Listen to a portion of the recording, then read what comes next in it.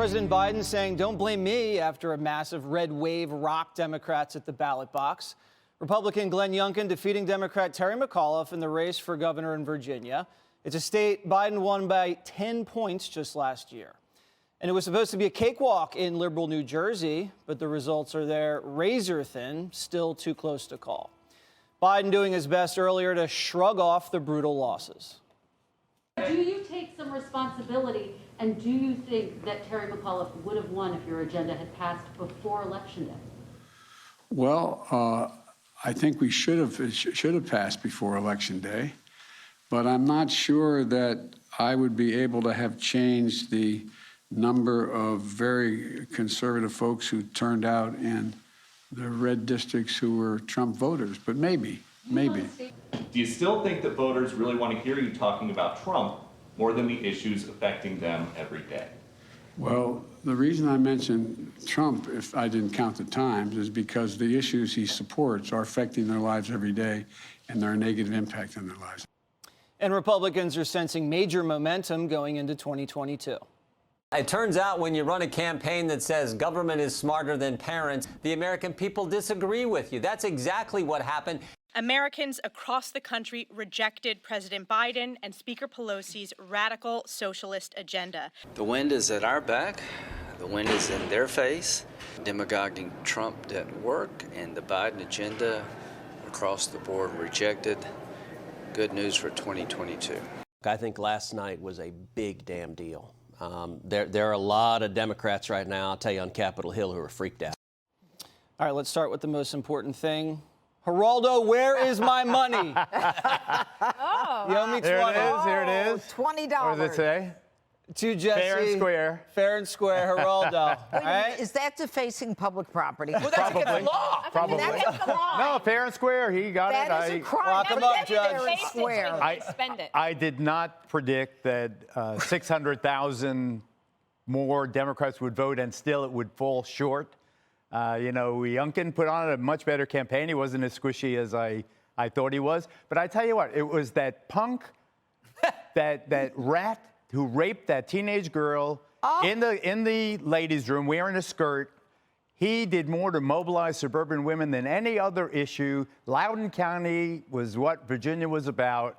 The suburban vote, particularly women, were just so horrified by that and by the takeover of the schools that I think that was the single issue that did it. Do you agree with that, Judge? No, I don't agree with that, because 35% of the people who came out said they voted on the economy and jobs. 17% said they voted on COVID, 14% on education. I do agree with you, Geraldo, on one thing. As a parent, I was infuriated. As a prosecutor, I was off my rocker when you find a student that's then moved to another school to rape someone else. But let's make it real clear what this is about. America is back. We have watched the Dems and the progressives go full hog on things that are un-American, that have nothing to do with what we want in this country. Everything is out of whack, from the economy and inflation and supply chain and the border and one crisis after another. And across this country, it just wasn't in one place. It was in New Jersey and Texas and Seattle and New York. All these places are electing Republicans because people believe in America, not in this divisive, progressive, woke hogwash. Woke hogwash. America is back, Greg Gutfeld. I am fired up. I'm about to run through a wall right now. Becoming aroused. Just listen to this. All right, 3 words. The best way to describe this is bend, bend, snap. It was my analogy about a guy being at a bar until somebody finally knocks over the drink and he fights. The parents were the guys sitting at the bar sipping the beer, and they finally had enough. It's like in Witness when the guy knocks off Harrison Ford's hat and then he beats him up. The step too far was CRT and these race hoaxes. That's what caused the parents to wake up. The truly ironic part of this is that for decades, the left has capitalized on the cry, what about the children? Whenever a Republican did anything, what about the children? The climate, what about the children? Greta, poor Greta, they're having nightmares as children.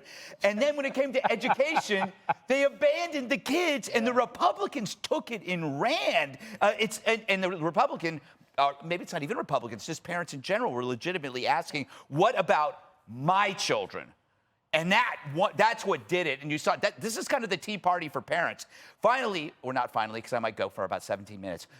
The Lincoln Project has to face a reckoning, because you could argue that it would not have turned out this way if it wasn't for that hoax that they perpetuated with those tiki torches and tried to paint Youngkin as a racist, because that really, really, really hurt the Democrats. I think the Democrats have learned if you go to bed with unstable perverts, you're going to wake up with more than fleas. You're going to wake up with the Republican governor, and you have the Lincoln Project to blame. Lastly, the Democrats didn't learn a lesson from 2016. It wasn't the Republicans that elected Trump. It was the Democrats and their policies, which were distinctly, to your point, anti-American and woke. They didn't learn it this time either. They should have said, look, we're going to lose if we repeat ourselves and do it again. And that's what they did with the help of, Lincoln Project, CNN, MSNBC. They elected Youngkin. And I think the Democrats should learn from the Republicans, or at least embrace divided government. The Republicans know that Democrats make them better because you got to work harder. The Democrats should feel the same way, but they don't. They just want to be the only party, hence this disaster. And Dana, Democrats have to be so demoralized, not after just taking a beating like that.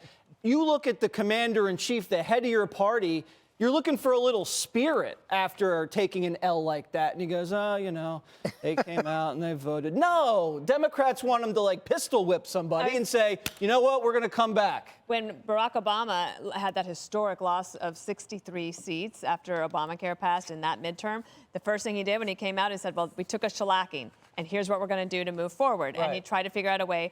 Bill Clinton, similar.